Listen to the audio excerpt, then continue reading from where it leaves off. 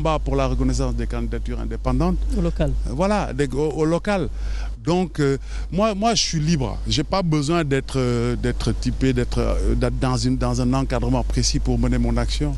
Vous êtes dans un mouvement. Est-ce que vous partagez le fait qu'on peut porter ce combat de la société civile sans pour autant que ce soit dans un cadre formel bien défini? Mais mieux encore, parce que la définition du mouvement de la société civile implique même la possibilité pour quelqu'un qui a un esprit partisan, qui est même dans un parti, de se mouvoir dans une mouvance de la société civile. Il est possible. C'est toute cette réflexion qui a été connue des dernières élections et même avant sur les rapports entre le M23, les partis politiques, parce que c'est des imbrications qui sont possibles. Mais malheureusement, le niveau, parce que c'est là où j'invite aussi tous les acteurs comme moi qui travaillent dans ce domaine-là, d'approfondir cette réflexion sur la théorisation et la systématisation. Et d'aller plus vers parce qu'il y a beaucoup d'amalgames. Il y a beaucoup d'amalgames. Aujourd'hui, on verrait même Adama Gueye dans une élection de mairie, certains diront, mais quand il a commencé de politique. C'est-à-dire comme si l'espace de la société civile, c'est-à-dire on a une manière de définir la société civile qui n'existe nulle part. La société, les politiques ont réussi à formater la société, à penser ainsi. Et puis le rôle des médias, ça j'insiste tellement sur cela, parce qu'il n'est pas contradictoire de voir quelqu'un qui prend l'option de ne pas être dans une structure partisane, politique. Il est libre de dire je suis dans la société civile et de se mouvoir dans cette société civile. Mais il n'est pas exclu que ces organisations de la société civile ou quelqu'un qui est libre, ça peut être un intellectuel à l'université, un professeur qui n'est même pas membre d'une organisation de la société civile, qui peut être libre demain de dire mais je suis là, je veux être le président de la République du Sénégal. Et revoir, mais théoriser encore la dimension même de la démocratie. Pour moi aussi, cet esprit de démocratie qui limiterait certains.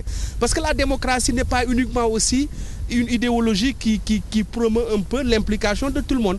C'est d'abord la démocratie participative. C'est différent de cette autre démocratie-là qui voudrait promouvoir autre chose. Donc il faut encore redéfinir les concepts. Montrer que cette société-là, elle n'est pas une société des politiques en tant que telle. Les partis politiques ne sont pas uniquement les organisations qui ont été créées pour participer à la vie politique et citoyenne de ce monde. Que chacun est libre de dire « Begna », mais que les périodes de compétition sont là. Les élections sont ouvertes à tout le monde. Et c'est là le danger de dire que oui, les partis ont uniquement la possibilité de participer aux élections locales. Il faut déverrouiller tout cela. Ce combat ne peut pas être uniquement un combat de Mme Adama Gueye ou du groupe qui l'accompagne ou avec qui il travaille. C'est un combat citoyen, mais on était obligé de le faire avec des jeux d'alliance avec des partis politiques. Mais ce verrouillage-là ne s'explique pas. On ne peut pas aujourd'hui, au XXIe siècle, demander à des organisations légitimes qui ne veulent pas travailler dans un parti politique de se mettre en marge ou de venir se marier avec des partis politiques pour compétir. Ça, je crois que c'est une aberration. Il faudrait, je crois, pour la démocratie sénégalaise, pour la santé de notre démocratie, essayer de pousser véritablement les lignes de démarcation. En fait, libéraliser quoi, de manière... Mais on ne peut pas promouvoir la démocratie en même temps multiplier les démarches qui limitent la participation citoyenne. Tout à fait. Et malheureusement, les politiques, ou je dis l'État en général, parce que souvent aussi des gens peuvent promouvoir des idées de démocratie, de citoyenneté, mais une fois au pouvoir, souvent ils ne sont pas enclins à laisser ces ouvertures-là se développer. Parce que tout simplement, ils sont dans l'esprit partisan où ils veulent peut-être limiter peut-être de certains groupes qui voudraient tenter la même expérience pour accéder au pouvoir ou en tout cas à des sphères de décision. Tout à fait. Merci Mohamedou Barrow. On ne saurait terminer, maître, sans parler de l'avocat. Vous avez été bâtonnier et si je ne m'abuse, vous avez été le dernier bâtonnier à avoir eu la possibilité de faire 2 mandats successifs au niveau du bâtonnat. Et non, vous y avez renoncé. Mais vous aviez cette possibilité. Oui, mais vous y avez renoncé. Absolument. Pourquoi? Écoutez, parce que la loi allait changer. J'avais déjà fait 2 ans. Je pouvais me présenter pour un nouveau mandat, mais la loi avait changé entre-temps en instituant un mandat unique de 3 ans. Je voulais respecter l'esprit de la nouvelle loi, qui limitait le mandat à un seul mandat. Si je m'étais présenté et si j'avais été élu, j'aurais pu faire 5 ans de mandat. C'était un peu tricher avec l'esprit du texte. Hein, c'est pour ça que je ne me suis pas présenté. Certains vous ont, disons, entre guillemets, accusé d'avoir eu trop d'ambition pour le barreau. Ah oui, mais je suis content qu'on m'accuse de ça, d'avoir eu trop d'ambition pour le barreau. J'ai eu beaucoup d'ambition. J'ai fait ce que j'ai pu faire en 2 ans, mais j'avais énormément d'ambition.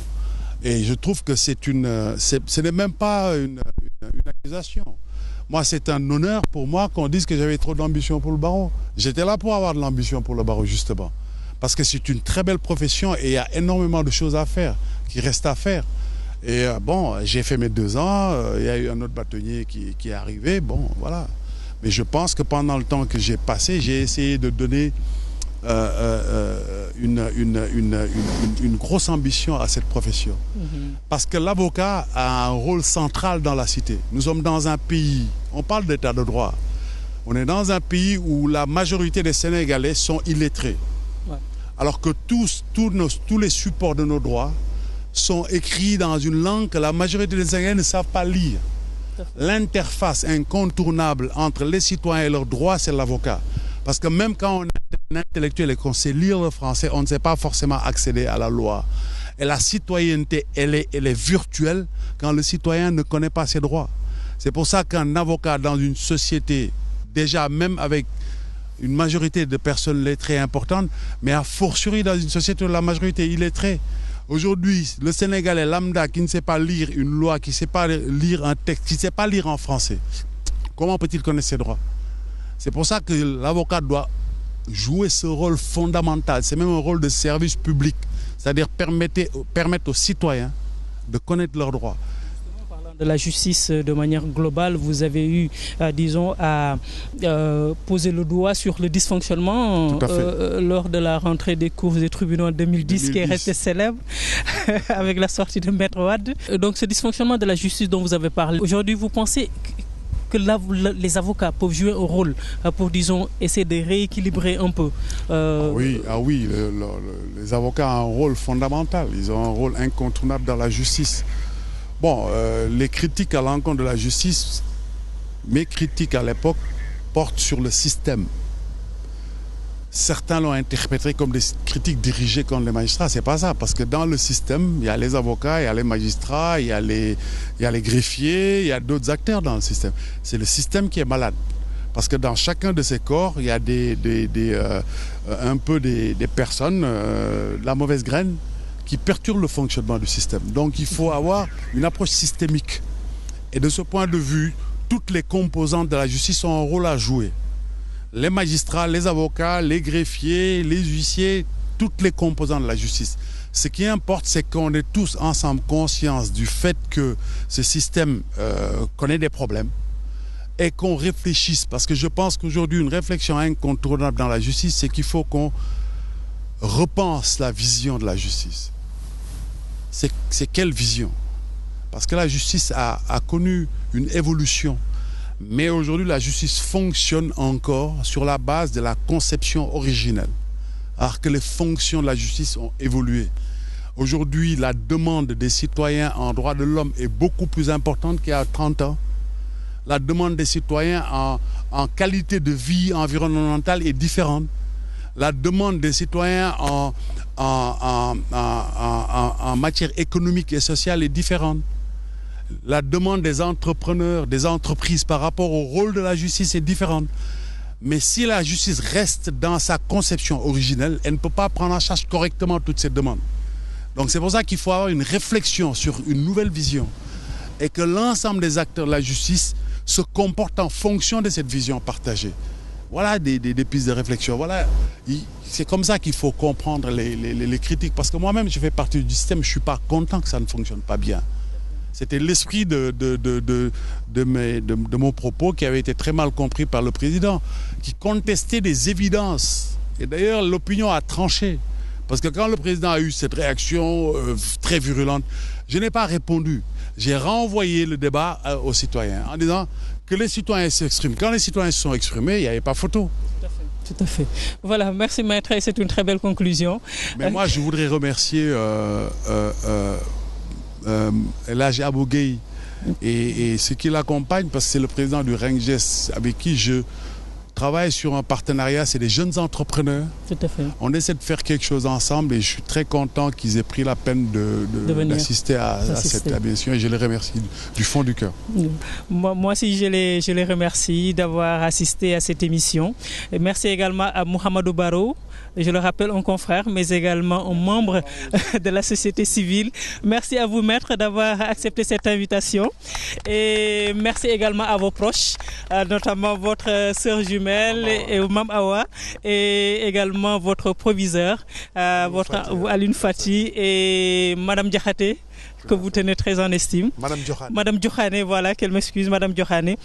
Merci également à la régie et à tous les techniciens qui m'ont accompagné pour la réalisation de cette émission. Je vous donne rendez-vous le mois prochain ici sur la place du Souvenir avec un autre champion. Et retrouvez-nous donc sur Facebook pour suivre cette émission, mais également sur YouTube. Il suffit de taper champion avec le nom de l'invité et donc vous pourrez regarder à nouveau cette émission. Merci à tous et je vous donne rendez-vous le mois prochain, Inch'Allah.